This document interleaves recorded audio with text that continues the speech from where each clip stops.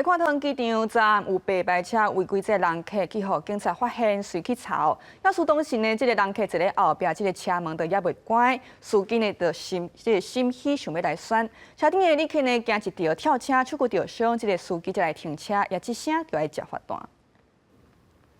警察啊检车无停，后车门也无关，乘客直接为车顶摔落来。这是一件发生在桃园机场第二航厦的白牌车非法载客事件。很惊讶，怎么会没有关门就走了？代志都发生在车外暗时10:36左右，航警局保安大队发现白色自用小客车违规载客，要求停车受检。正确驾驶心喜技检，在后车门也未关，道路红灯。无让过路人拍算赛车逃走，车顶的外籍旅客惊一条，赶紧跳车，结果手骨切伤。驾驶才停车，警方拿查处理开单。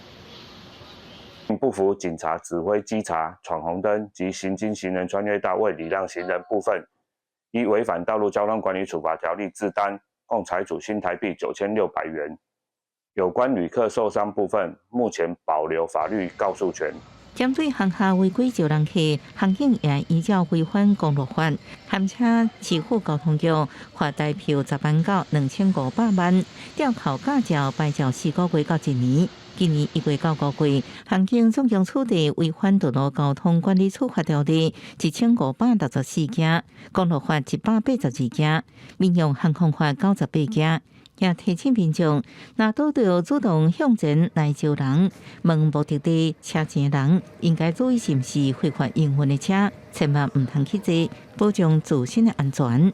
公视新闻桃园报道。